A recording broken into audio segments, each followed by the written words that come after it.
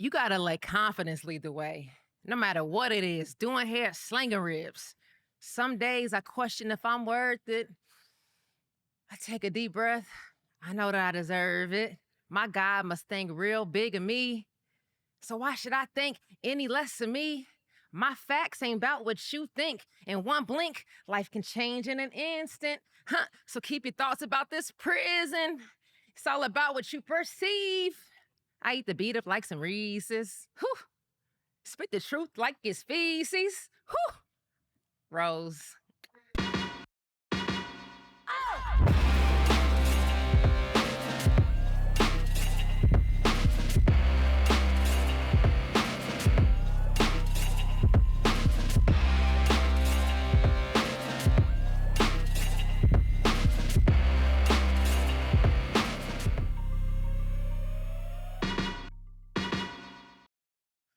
Welcome back to the Don't Recycle Project. I am your host, Pink Rose. In this podcast, I created this platform so we can break some generational curses. Gosh. And today I am joined by a very special, amazing guest. I have Miss Melissa Hunter in the building. Hello. Hello, everybody. I have Melissa. She is a mother. Believe it or not, she's a grandmother Of two. of two. And she's a realtor. Yes. And also, last but not least, she is my amazing cousin. Oh, So thank you. Thank you, Cuzzo, for coming through the show and helping me tell a story and just talk about the things we need to so we can all heal. It's a pleasure to be here. It's an honor to be here. I know that before the podcast, you had asked me who I was, to ask myself who I was so that I could prepare for this podcast. Yeah. And, I did want to add that brought me back to an implicit bias course I took. Okay. A course I took on implicit bias. If you don't know what that is. Look, break it down. She's going to get right into it. What is implicit bias because I really don't truly know. Implicit bias is a big topic right now. Okay. Especially with the Black Lives Matter movement to help people understand why Black Lives Matter. Why we're pushing. Okay. So implicit bias, the first thing you do is you write down 10 things about yourself that you should never have to prove. That you should never nobody should ever question about yourself. And that's an interesting task all in itself, right? So automatically I think of a few things that come to mind. The fact that I am a mother of two, right? I should never have to prove that. 2 children. I'm a grandmother. I'm college educated. I have a bachelor's degree in business management. I'm a successful full-time real estate agent of 10 years and in the industry for over 20 years. Shouldn't have to prove that, right? Also, my cultural background, I shouldn't have to prove that either. If I tell somebody that I'm African American, they shouldn't question that. Do you feel like being lighter skinned, do you feel like are you saying that you've had to prove like certain things about yourself? Like you're not truly a Black woman because you're not maybe fully Black or... Yeah, it's really interesting being biracial now. I don't take away from any other culture or any other experience people have with their own culture.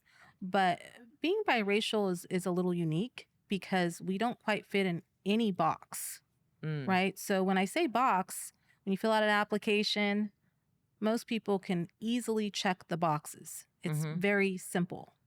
But when you're biracial, there are multiple boxes to check. Some applications have different variations of boxes for you. And some simply just say more than one. Now, when you check that box that says more than one, how does that make you feel? It kind of makes you feel like you don't have like an identity an identity. Culture. Yeah, exactly. You have to find your own culture.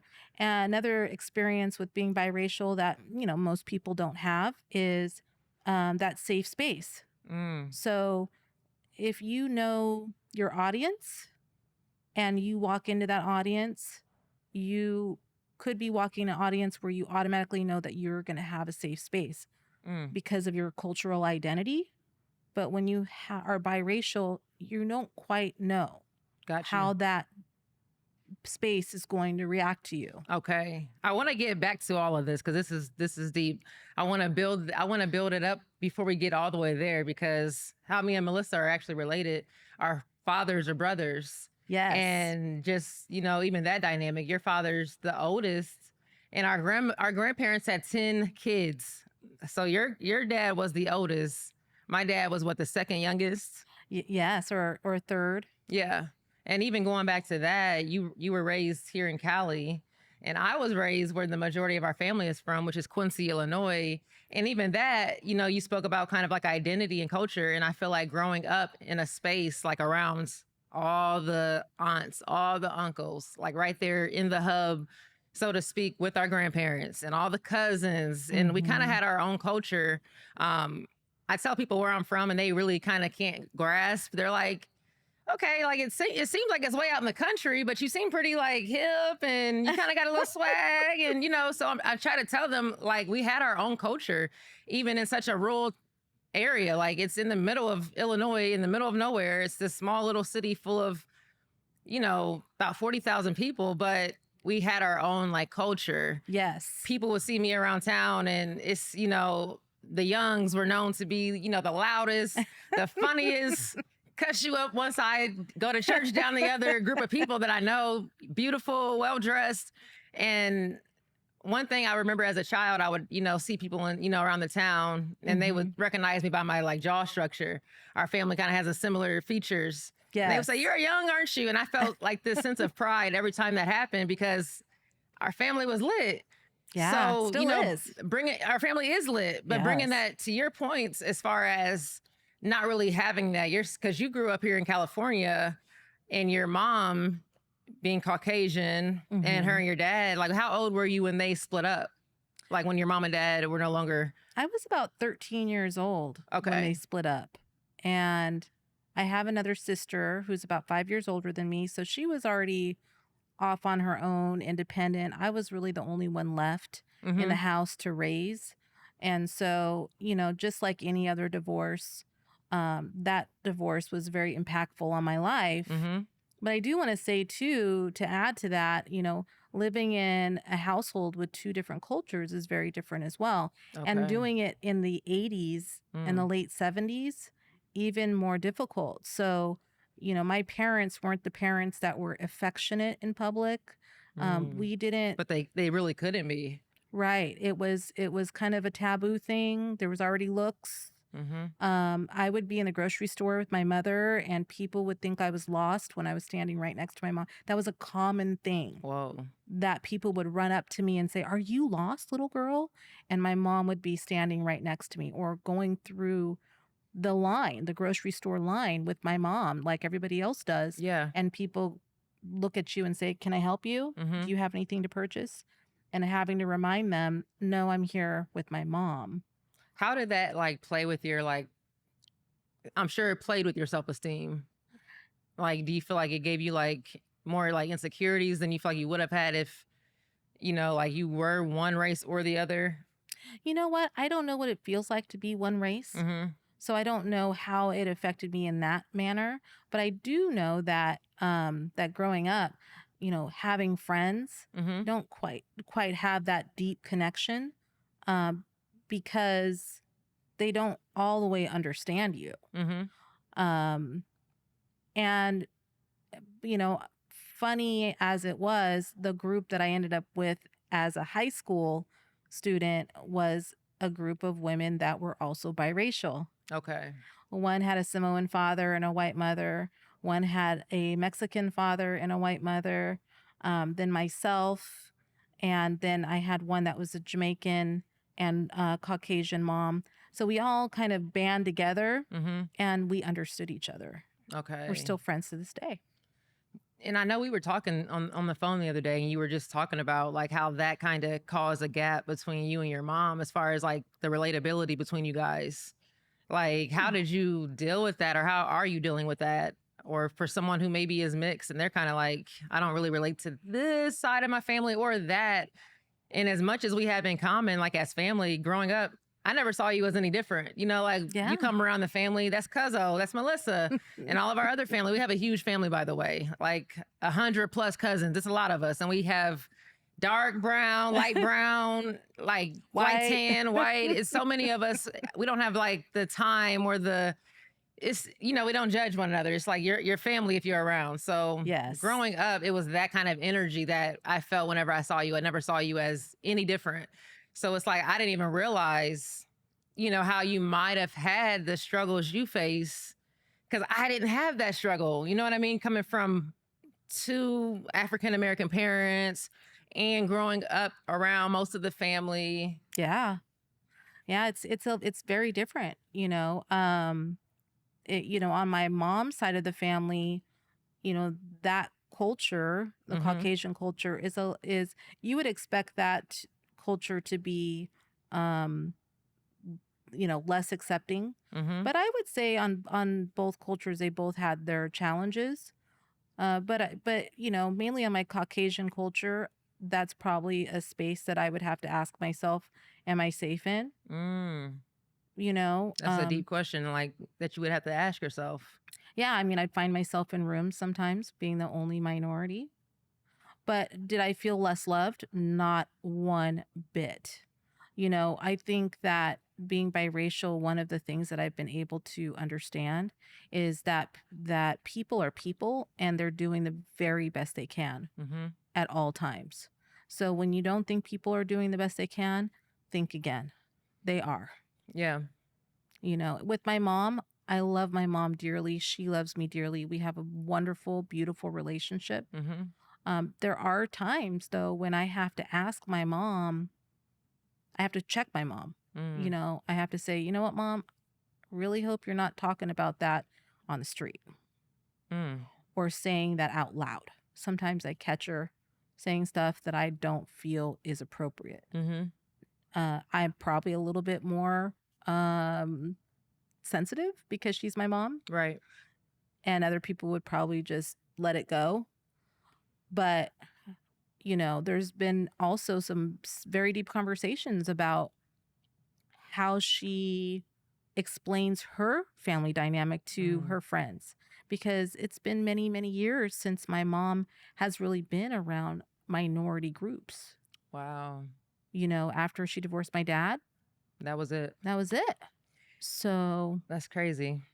you know, like she loved my dad dearly, and that was a time in her life that she was with an African American man, but now she's not.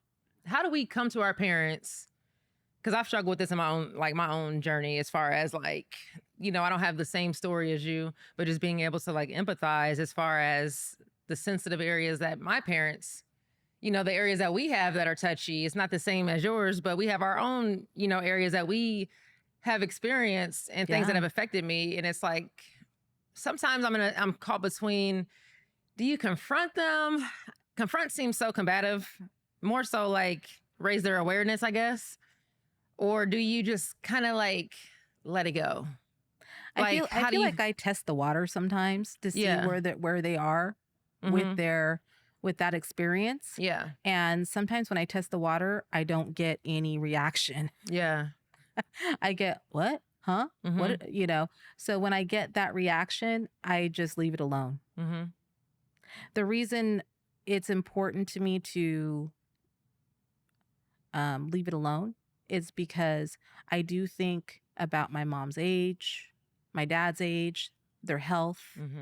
And I ask myself, if they weren't able to wake up the next day, would it be really important for me to get my point across? So I only go so far with it because we're definitely going to be different, and I'm definitely going to have a different view moving forward from, you know, from 2 people that were raised in a completely different time in a completely different place. It's always going to be there. And sometimes, I know I hear you, and sometimes it's not even so much like I ask myself, if they did, let's say you did raise their awareness and you did this to me and this is how I felt and this, and this. And it's like, what are you actually looking for in that moment? Like, even if they did own up to whatever and say, I'm sorry, like, would that really change how you feel? Or is it really just like an inside job of like changing your perspective and changing your, like, like, I apologize to myself for not having the tools needed at that time to understand or comprehend that situation or why I went through that situation, you know? Yeah. I think our experiences really shape us. Hmm. And there was a saying one time that said, "Your weaknesses aren't sin. Your Hmm. weaknesses are designed for you to have a higher power in your life, Right. and they don't go away." Hmm. You know, so you're gonna develop with strengths and weaknesses based on your experiences with your family, things that trigger you, things that you're gonna have to lean on Hmm. another higher power in order to get through. Um, and in regards to like what you were saying about just, awareness Hmm. and working on yourself, I've had to do a lot of that, Yeah. and I didn't realize that I needed to do it. Mm. I think that's the hard part about working on yourself Right. is coming into a generation that has access to working on themselves so Mm. much. We can go on an app now and have therapy. Right. So much needed. Hmm. So much needed. But then there are some cultures that don't accept therapy That part. as a form of medicine, as a form of healing. Hmm. Um, but as far as working on myself, that's exactly right. There's a saying that says you're going to the hardware store for bread. Mm. Sometimes when I talk to my parents or talk to anybody else that's very close to me, Hmm. I realize I need to work on myself on this matter. They're not going to change this for me, like you said. And I'm even starting to realize within my own life, even outside of my parents, just any relationship dynamics from dating to friendships. I'm looking at everything as so much, it's like an opportunity now for me to see myself and see where I'm like what, where is this a growing moment for myself? Like, what can I Mm. gain from this within myself? Whether that be patience, whether that be like really being a true listener, not to respond, but truly like hear someone else's like point of view and really put yourself in their shoes so that you're Mhm. not really angry. Because I don't like, I think you mentioned earlier, everyone's kind of really doing the best they can from what they Best. know or what they are aware of, as much as they're aware of themselves. That's the best that they can do at that moment. Like, Yes. I don't think anybody wakes up and says, I want to harm people or, I mean, there are some sick people out there. Don't get me wrong, but just for the general, like our parents, I don't think they ever woke up and said, hey, I want to be a bad mom today or a bad dad or, hurt my kids' feelings. I don't think anybody, I have way more No. faith in family and friends than that. But I think that some people just are not aware of themselves. And that is what leads to us, those who are affected, it's really like disappointing, but I think it's just really about a matter of like really being able to understand one another. My father, was in the Vietnam War, Hmm. and I was living as a child with a man that was fully blown And PTSD. that was your father, not your great great great grandfather. That was literally like right there in the home with you. Like, Yes, and my father was not aware of it. He didn't wow. know what was wrong. There was no exam to Mm. determine any of this at the time. So my parents were operating in a relationship and dealing with PTSD. Mm. Um, so on top of being biracial and having to deal with those dynamics, they were also dealing with, a mental illness struggle as well. Yeah. And I'm so proud of my father because my father has done a lot of work on himself Hmm. and he has really healed. He's come a long ways. Yeah. And so I love my father for that. And the thing that I want the most for him is for people to understand what he went through Hmm. and forgive him. I always think it's interesting how like I grew up seeing you. I grew up seeing all of our many other cousins, and we all, I'm sure have so much to share that is in like that we have in common. But it's crazy that, I mean, I don't know if it's a good thing or a bad thing. I don't think it's either or. It's just we didn't Yeah. really have many, like, I guess, heartfelt, heart to heart moments on like how are you? Like, what did you go through? It was a lot of just fun. We partied a lot, family reunion cookouts. That was kind of the light we saw each other in most of the time. Yes. And it was always like, upbeat. So it's like interesting to hear you speak about, like, I never knew, like the only side of my uncle that I saw was the one that was at the cookouts, the one that was, at grandma's house chilling on a good day, never these sides that, we had a chance of experience. So it's interesting to hear you Yeah. talk about this. I mean, for my dad to have gone through the Vietnam War, in addition to other conflicts, that wasn't the only conflict he was at, and then come home and take himself through college Wow. and get an economics and become an economics major. He really pulled himself through. But he wasn't able to address the PTSD Right. because that wasn't really identified as something he needed to. So in our household, it was tough. It was really tough for a number of years. There was no therapy, no outpatient Zero. services, no medication. No. And like the things that have happened now, like the things that are in place now. So if you were to have some sort of like issue in your family, there's so many resources now Right. that are given to you. And there's so much awareness of different, types of mental illness and things that people can do to help the family members, and not only the person, but the family members as well, and support. It's just amazing how far we've come. Let's talk about motherhood. Yeah. Married life, motherhood. That's another area where we relate so much because you're a mother of two amazing young men. I have two amazing young women. Yes. Different in that way, but you can relate to me because we both we started off on good, we did it all the right way, got married, had the husband, had the kids, and things still didn't work out like we thought they would. But we persevered, and you did an amazing job with your sons. Thank you. I feel like I'm doing an amazing job. I feel like you are. Got a few years, and we'll see when they hit adulthood. But yeah, it's quite a journey. It's been quite a journey, and I like admire that side of you. Oh, thank you.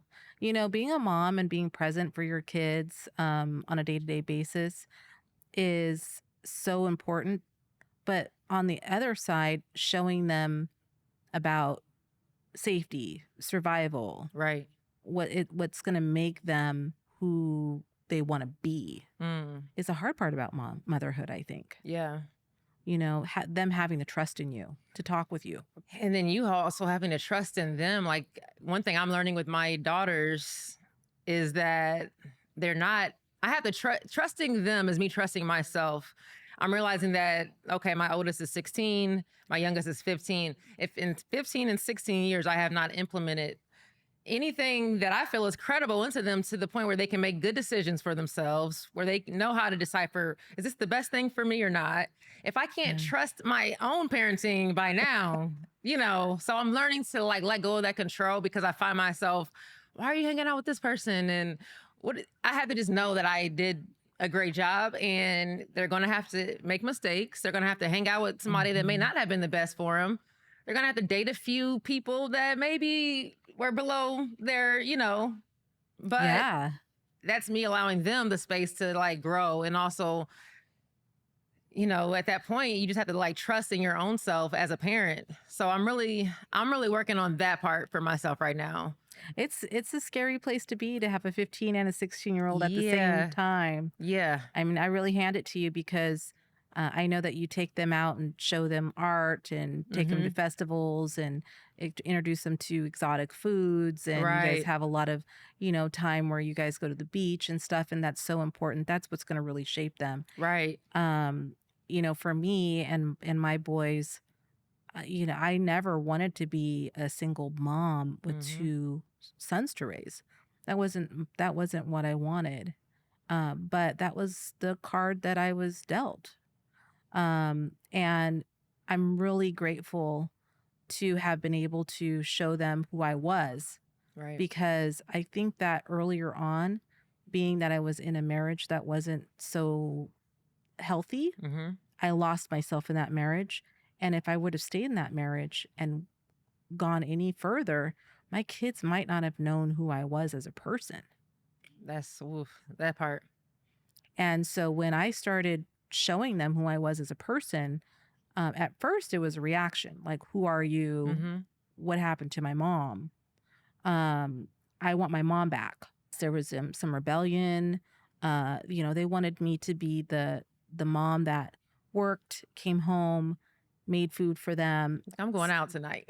Yeah, I was. You was like, I was running marathons. yeah. I was practicing for that. I was going to You the were gym. finding yourself. I was doing karaoke. I did skate Wow, night I on love that. Tuesdays. Yeah. I was doing other things, and I had to do that for myself. And they were really surprised because they didn't see that part of me until I was able to become an individual. It's a balance, especially as a single parent. I think that's always been like an insecurity for a while of mine, because a lot of my friends or people that I've dated, they really don't, like the ones who don't have kids, they don't understand the amount of like sacrifices we have to make and the amount of times you have to say, okay, it's okay for me to buy myself a pair of shoes without having to buy 3 pairs of shoes. Yes. Like just those little things that I don't think a lot of people realize comes with like, just like the way it plays with your mental when you're kind of doing it alone. Oh yeah. I mean, there's a lot of pressure on us Yeah. as an individual parent because we have to show them stability, Right. and then also find our way as an individual Right. at the same time. And we have our ups and downs, right? While healing and balancing our emotions, and then I got to help them balance their emotions. I mean, that's just the hat we wear, but yeah, I'll say crown we wear because it's a crown for sure. it really is. Now that my kids are young adults, I thought I was going to be done at 18, Mm-hmm. but moms, you're not even close. Yeah.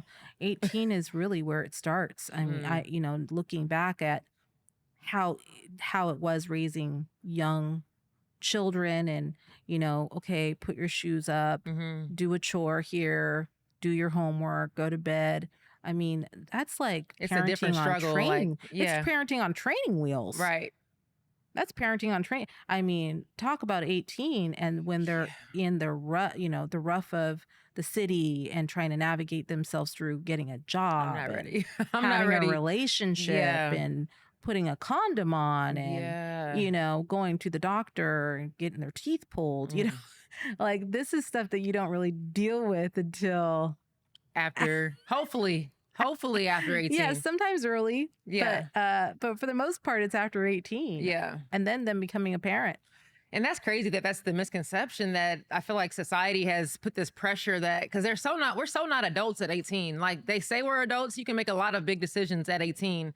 You graduate high school, you go to college, you live somewhere by yourself, you could go across seas if you want to. But at 18, looking back, I was getting married at 18, which blows my mind because I'm not even ready for marriage now. But for some reason at 18, I was ballsy enough and I felt like I knew what love was and everything that I, needed at that time. And I was making some big decisions at 18 and I was a baby. Like looking back at my 18-year-old self, like my awareness of the world was like very, very small. Yeah, I can say that the first thing I wanted to do when I became a young adult was to have a family. Mm-hmm. And, that was like embedded in my mind as far as what I should be going after. Yeah. But, what I encourage my kids to do is completely different. Don't go out there thinking that that's the only thing that you should be doing. Yeah. There are other things that you should be doing with yourself. You should be developing your mind in order to be healthy and fulfilled, as an individual. Because if you can't fulfill yourself as an individual, how are you going to share your life with somebody else? There's no way. It's just not going to happen. Really being like emotionally mature before you, venture out into the world, like really being sure of self. And, it's so many different lessons that I'm the same way with my daughters. Like I try to teach them things that I feel like I maybe wasn't directly taught, but I had a lot of examples, visually, but, some things that, could have been a really good conversation piece. growing up so that I was really aware in a different way.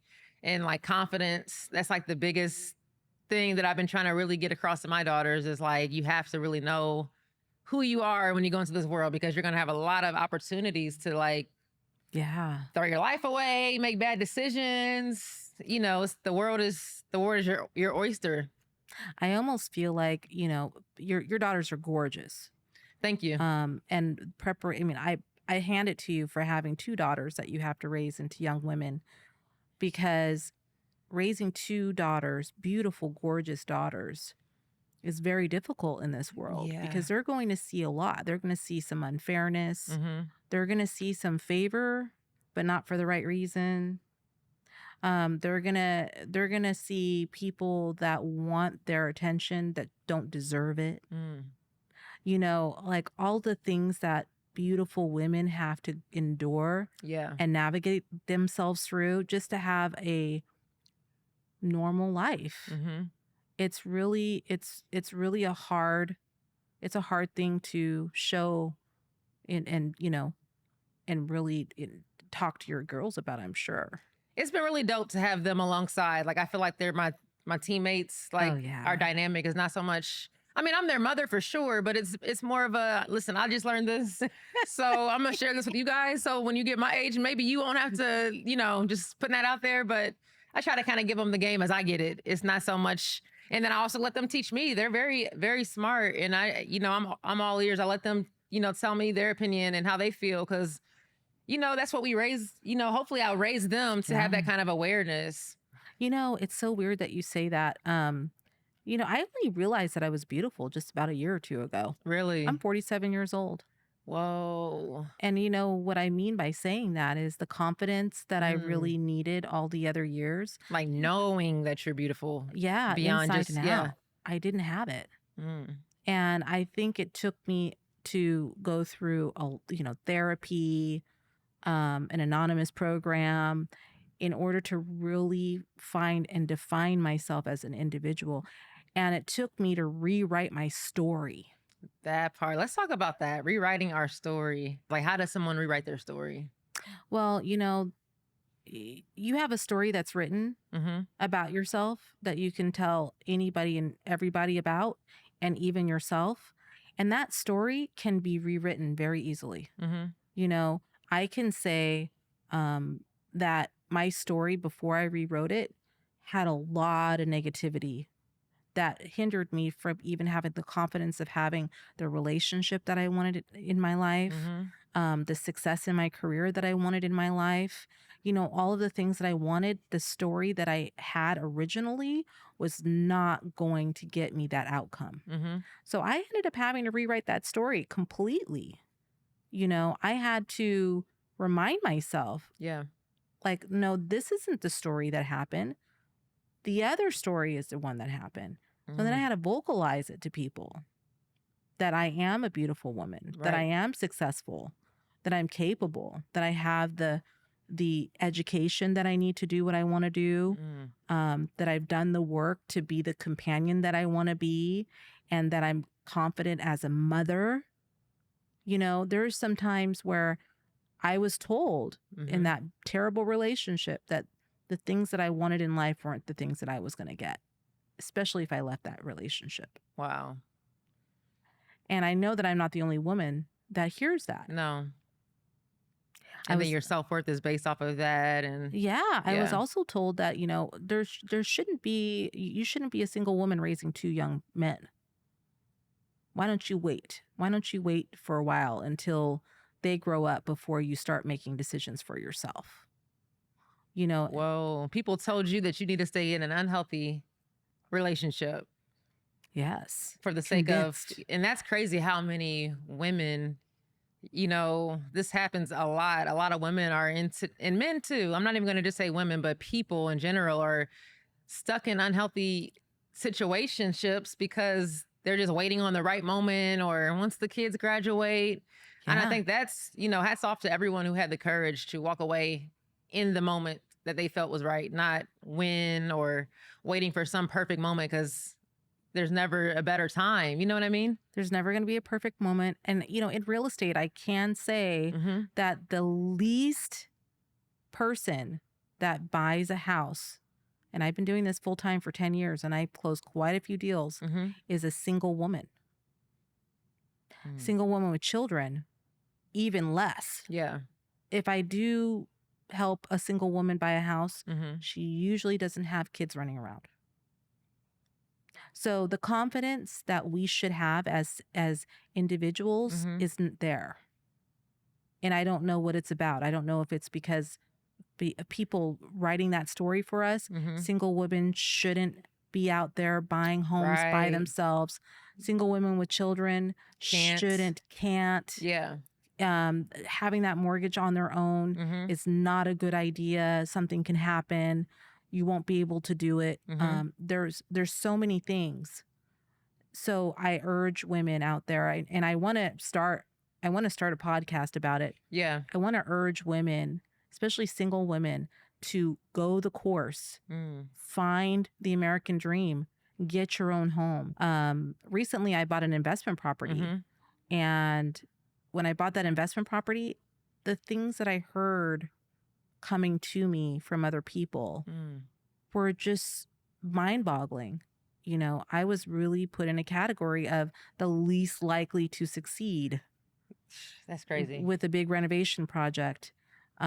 So, I'm hopeful that down the road there'll be a nonprofit that will help women with these projects and their desire to be an investor, a big time investment person in the industry of real estate.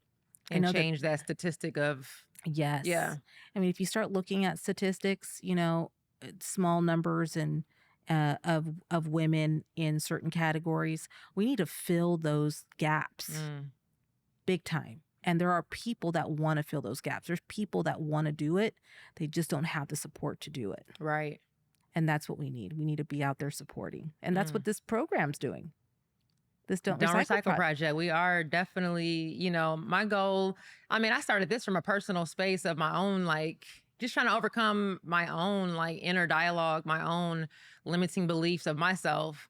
And I wake up every day. I have Don't Recycle. I have a big canvas on my wall of the logo, and I just wake up every day, and I just, it makes me have to take a moment to just think about what am I doing, not for my kids, but just for myself. I know my kids will, be affected by anything that I choose to do for myself. Yeah. But it's really about self. How can I live my best life here? You know what I'm saying? For myself.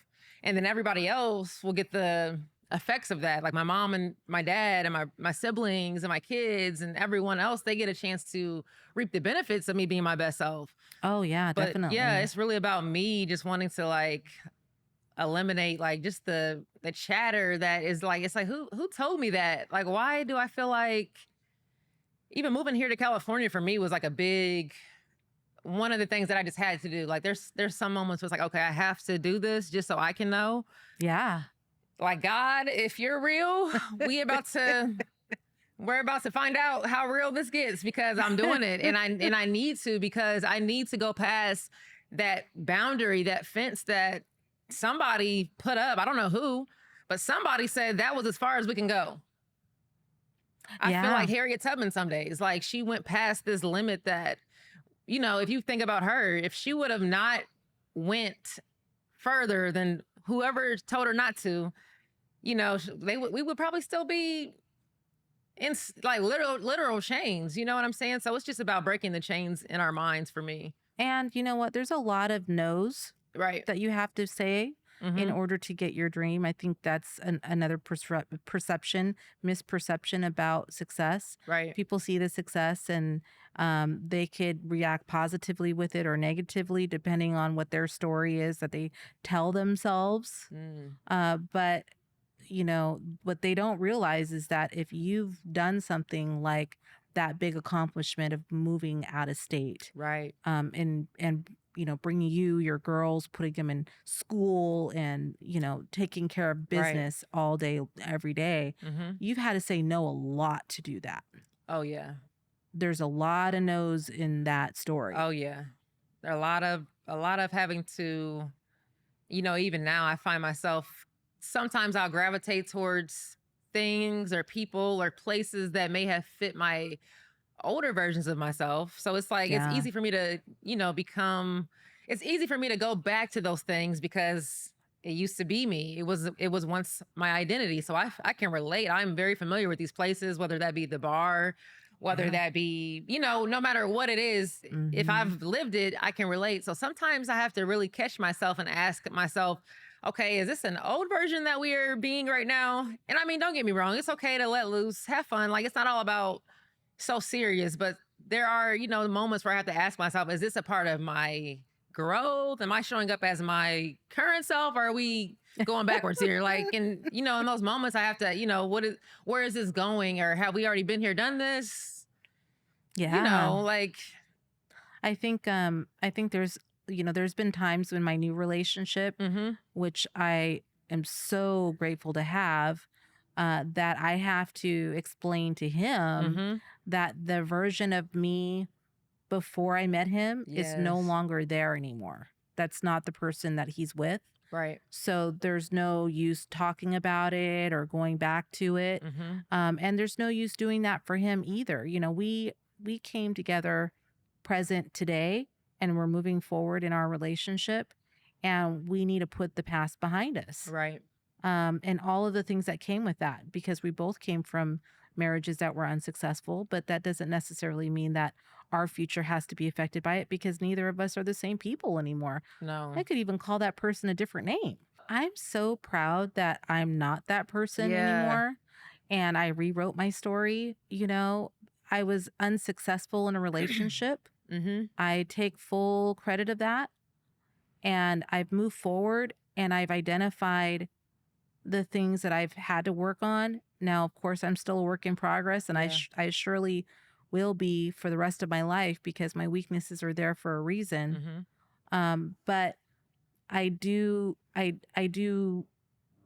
love the part that I rewrote. I love the part where I said to myself, I have always been a loving, supportive, successful, loyal friend, spouse, mother. You know, um, I can cook really well.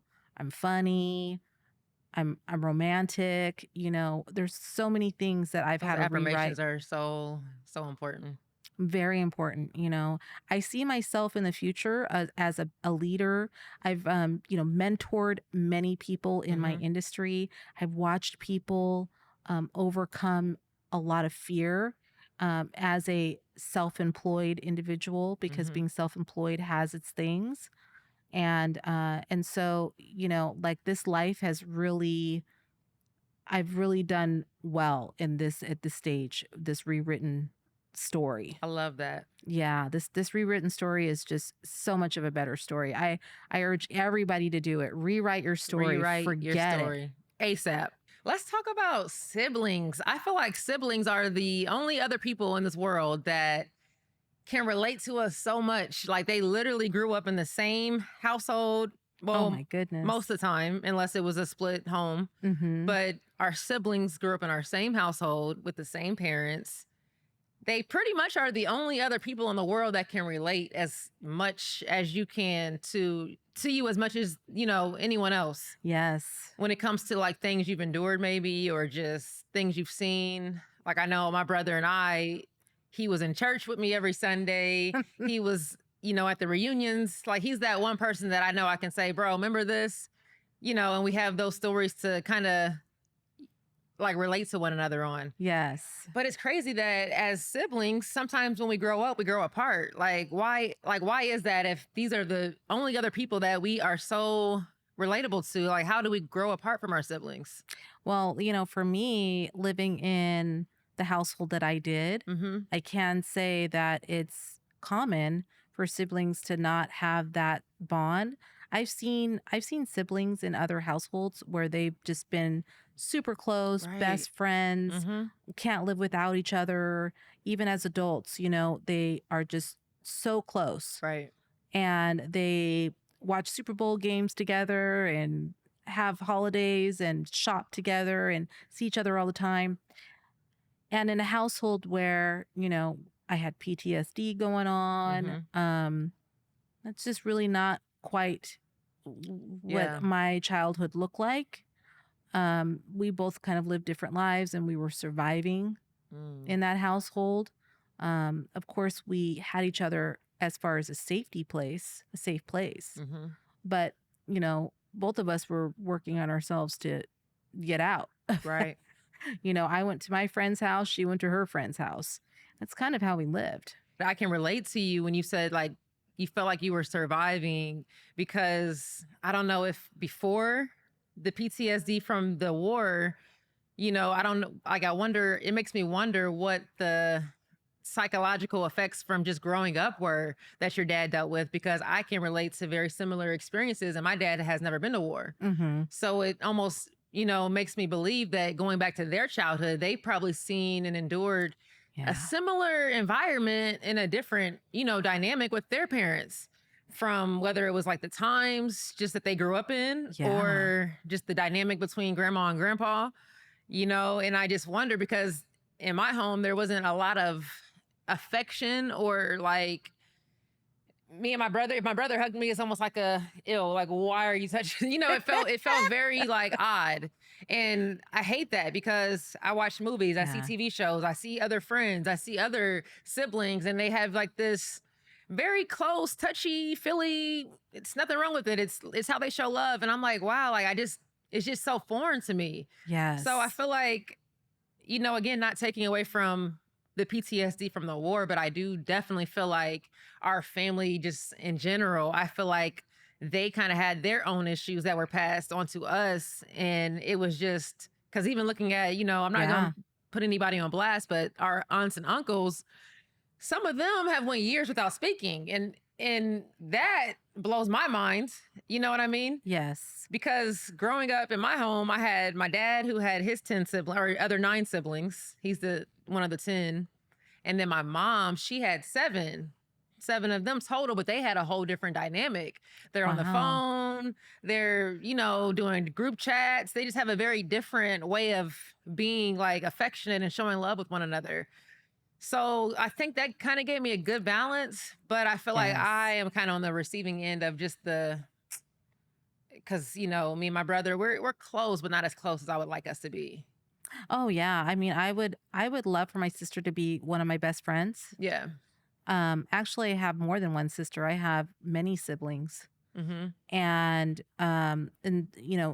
my father ended up having multiple children. He had another daughter and a son, and my mom ended up marrying and having I had three siblings from that marriage. Okay. So I have a Jewish brother, Mm. I have three Greek siblings, and then I have my sister and a African American sister. So you have it's a wide range. Yes, I have a very diverse Yeah, diverse. set of siblings. I can say that it's definitely a struggle with my full blood sister. We don't always see eye to eye. We don't always understand each other. The effects from our childhood has also affected our relationship because getting close wasn't easy, Mhm. and it still isn't. It's still something that we struggle with on a daily basis. Yeah. Just recently, I've decided to put some things aside and take out the I won't ever do that again. I'm not doing it again, and see where I'm at as an individual with the sibling. Like, for example, I always told myself I'm not traveling with my sister anymore. Yeah. We've had a bad experience. It's not worth it. Yeah. I think all of us can, there's a lot of us out there that know what I'm talking about. Yeah. We're just two different people. And so I told myself, never again. It's just not worth it. I'm not going to revisit that Right. experience. But here I am. I'm 47 years old, and I have to ask myself, has Melissa matured enough to be able to do her own thing, make herself happy, self soothe, and not have to be so wrapped up in what this other person is doing, Yeah. and have a good time. Call it having a good time. Mm. So I just put some boundaries in place instead of doing it the other way where we were sharing a car, sharing a place to Yeah. stay, sharing all these things. Just And changing then, it up a little bit so you don't have that expectation and yeah, disappointment. yeah, we're going to stay in the same place. Yeah. We're going to have separate cars. There's no expectation on, What her you cover, doing. if you cover gas or who's. Yes, Yeah. we're not going to intermingle. We're all going to be separate, but we're going to the same place and we're going to enjoy our family at the same location. Yeah. And I think that putting up boundaries and doing it over again is important because there is still a need for your Mhm. sibling. And I'm hopeful that our family will realize how valuable Yeah. our relationships are to each other. I mean, I don't know what I would do without my family. It breaks my heart that there are some family members in our family, in our beautiful, thriving, Yeah. successful, God-fearing family Mhm. that has so much blessings, Mhm. to be divided Right. when they could be so much stronger together. This might get a little touchy, but what about the siblings that we were not raised with? Because I also have a sister that, a half sister, Mhm. and she was kind of introduced to me and my brother, but not really brought around, but there. And it's like, as an adult, even with her, I would love to connect. We're friends on Facebook. I see her sons, my nephews, and it's like, even those dynamics, like, how do we heal those? Like the ones that we really, you kind of have this weird gap between you guys because maybe they thought you were the lucky one because you were actually raised by the parent they never had, Yeah. or their perception. And thankfully I haven't felt that kind of energy between my sister and I, but we're not at all, we have no relationship. We don't speak. And it's no blame. It's no, like, it's her fault, it's my fault. This is in a very lightweight tone. Yeah. It's just like, at what point do families, like, lose the secrets as far as, like, hey, this is my kid. It's not about this person being jealous, that person being jealous, like, and like, how do we get over those kind of like issues? Cause I know I got a few cousins that I've, seen follow me on Facebook or Instagram, and they'll tell me they're so and so son or daughter, and I'm like, where were you at my entire life? Or like, why were you never brought around? Or why? I mean, obviously I get it. They have other issues, especially during the Yeah. time that the things were fresh. But it's like, now that we're all adults, it's like I would love to be able to just like put all those like weird differences aside and really connect, because we have so much family, and I'm sure we're not the only family who has that kind of, you know, Dynamic. dynamic. It's interesting that you're bringing that up because I have a sister that I'm Mhm. sure you know, Yep. and I love her dearly and her family, and I thrive for that relationship as well. There's many years apart from each other, so we're Mhm. not in the same like age category. So that's one difference. We were raised in different states. Mhm. That's another difference. So there's a lot of things to overcome. We were raised by two different moms. And so, us identifying each other as family is a little bit of a struggle because we weren't raised in the same household. Yeah. I did discover something about myself that I was doing that could have caused a rift in our relationship. And I'm hopeful that I'm able to heal Mm. our relationship a little bit, little by little. Mhm. I don't expect it to be healed overnight. Right. But one of the things that I found myself doing was going into town where my whole family is Yeah. and not relaying when I'm going to be there to my sister, Uh rather going into town and calling my sister and saying, I'm here. Making her feel included in your Yes. visits, and okay. And even though we never had that conversation about feeling included and not feeling Mhm. included, I never really thought of it as a problem. I did notice that she would be resistant or she would have little to no time to Mhm. spend with me. And I didn't know why. So this time around, I decided to ask my other sister to give her a call and let her know when we'll be there, that we want to spend time with her, Yeah. give her a heads up, give her a notice, and to see if that will cause her to feel more included Mm-hmm. and more interested in being a part of the family. Mm-hmm. Um, I don't know yet how that's going to go. Yeah. I'm going to keep trying, but I'm not going to put myself in a high hope Mm-hmm. for that bond that I would That you're longing for. long for. Yeah.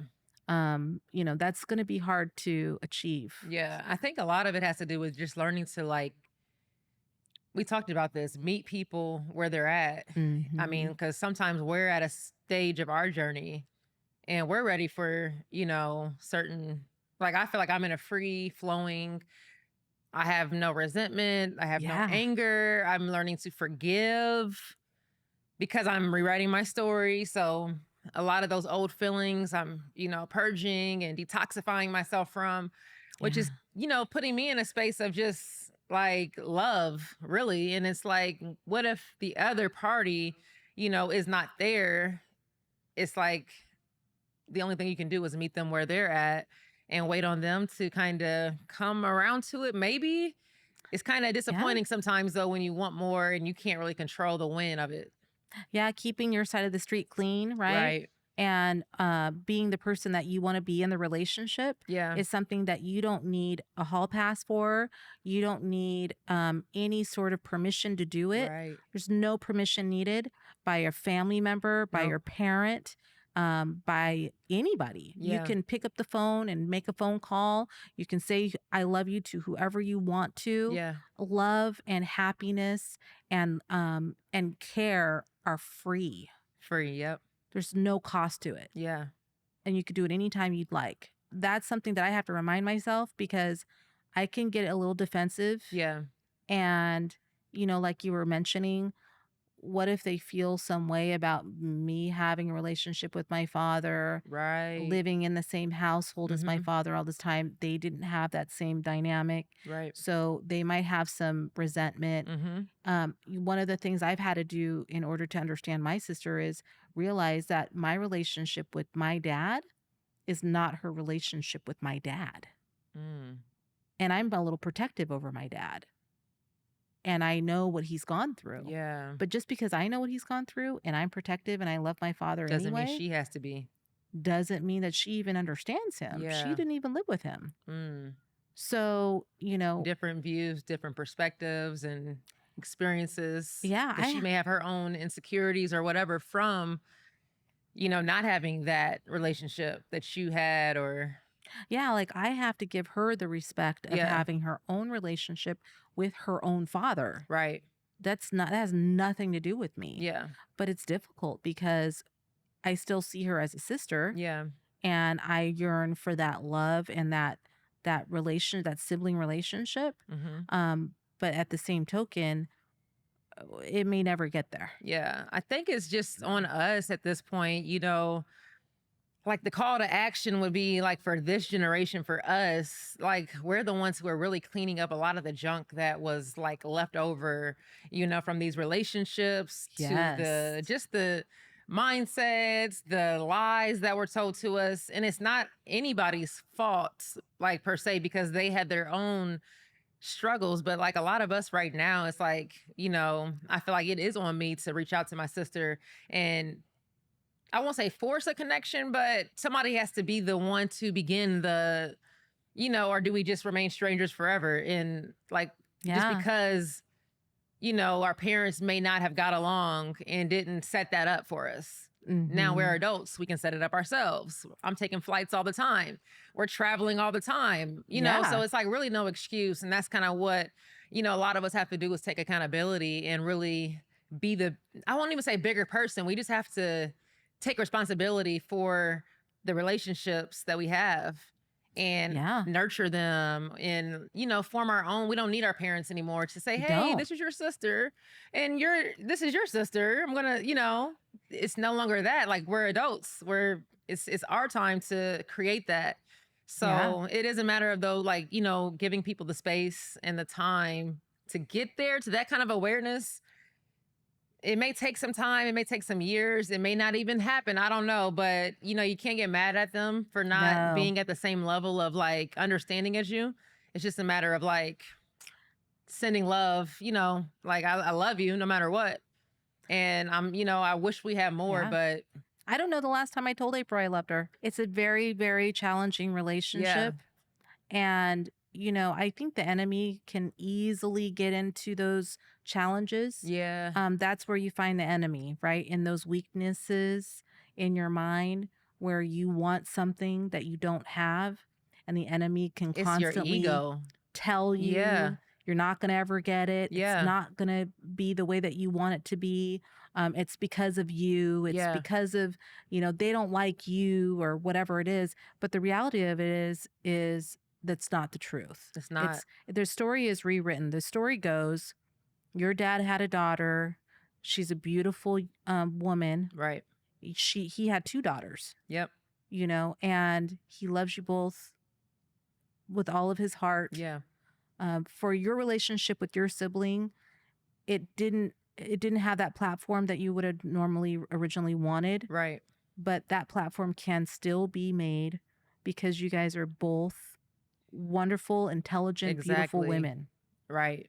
And that could be sometimes, I find myself like, I don't have no friends. I get in these pity parties with myself and like these victim modes. Like I'll have a moment where I'm like, I don't have any friends. Nobody likes me. And, I'm sitting there and I'm like, I probably have like the best friend in my sibling that I won't ever call. Like all I have to do is pick up the phone and literally say, what's up? Like, Yeah. how are you feeling? What you up to? Like, how's life for you? But we're choosing to keep ourselves divided. So I'm gonna do better on my part in that aspect. Even my own brother, that we have both of the same parents. Yeah. I mean, I know we both get busy. Life, and like we have things going on. He has life, I have life. We have Mhm. jobs, we have kids, we have responsibilities, but there's never an excuse to not be able to check in at least once a week verbally or FaceTime, not just a text or not just like Facebook, like a Yes. picture, like a real check in. Like, how are you feeling? Like, like your family, like we share the same blood, literally. So it's like you have to like really make it a point to like open yourself up. And I think that when we do that, we're gonna realize how much we actually get back from just doing that, Oh, yeah, definitely. because we don't have to be isolated. We don't have to be alone or going through. We have so much to relate to. And sometimes me and you, I mean, we catch up from time to time, but even being here in Cali, you see how busy life gets for us. Oh my goodness, it goes by so quickly. Yeah. And, I can say that, there's been times where I've needed my siblings Mm-hmm. and my siblings have needed me, and we've passed each other up and gone to other people for that support. Yeah. And that's just something that needs to be addressed, just because, we don't have that platform yet. We Yeah. don't have that relationship that we're yearning for. Mm-hmm. Doesn't mean that we can't test the waters and see where we're at from time to time to see if we can fulfill that void Yeah. with each other. I'm gonna wrap it up in a few minutes, but what is one of the biggest lessons that you feel like life has just recently taught you, or that you're currently like maybe going through, that you feel like life is really like trying to get you to understand? You know what? During the pandemic, one of the things that I felt initially was hopelessness. Mm. There was a lot of hopelessness at that time. And I would look out the window and I would remind myself that the birds were being taken care of. And if the birds were being taken care of, I was going to be taken care of. And that gave me some peace. Mm. Um, Carrying that over now into my life at 47 years old, I find myself going after certain things like my career and my goals and Mm-hmm. my admirations, like things that I want out of life, right? But sometimes I go so hard that I forget that I have to take care of myself. I have to put that oxygen mask on Yeah. and I have to give myself some rest and I Yes. and I deserve some time off. Right. Um, and that's where that whole concept of look at the birds, they're getting taken care of. Right. You're going to be taken care of even if you take some time to yourself. Yeah. You don't have to always go, go, go. You can just stop what you're doing, take a nap if you need a rest, Mm-hmm. drive up the coast if you need some time to yourself, read a book, have that cup of coffee Yep. that you enjoy and just smell the fresh air and look at your surroundings and just stop what you're doing every so often. And I think that's where I'm at now. That's what I'm learning. Yeah, I can relate to that because sometimes those off days that your body or just your spirit is just telling you, I need rest. Like, let's not do anything today, work related or podcast related. Like, but when you're like Yeah. a go getter, you kind of have every day is like this chip away at it, chip away at it, chip away at it, chip away at it. But sometimes it's like, I just want to rest. I want to watch a TV show. I don't want to read a book. I don't want to be like all into healing today. I just want to do nothing and really Yeah. giving yourself the grace and the space and the permission to do that. That's amazing. Well, especially because your higher power is the one that's Yeah, driving you to do any of this. So exactly. if you take a day to rest, the higher power is still, your higher power is still working for you. Right.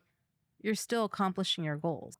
Thank you. I'm so excited I had a chance to have you on the show, cuz is there anything you want to leave with the viewers? Anything else you want to say or Well, I just want to take this time to say how proud I am of you. thank you. I love this topic.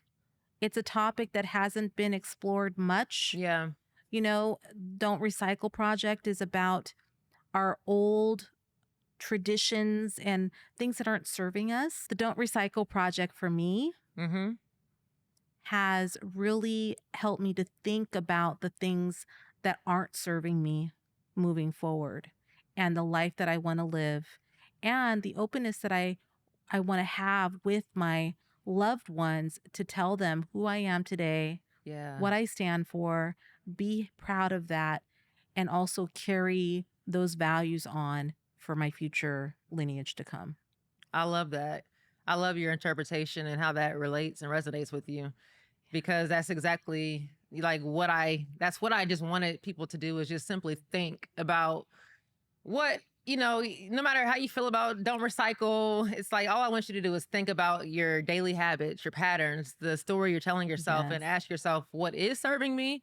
What is not serving me? And if it's a beautiful thought or idea or tradition, whatever it is, keep it going. Like it's beautiful, right? But if it's Yes. not serving you, if it's not helping you, if you don't feel good Yes. afterwards or during, you have the permission to stop, and that's what don't recycle is. It's like just literally throw it away. Like you're in full control.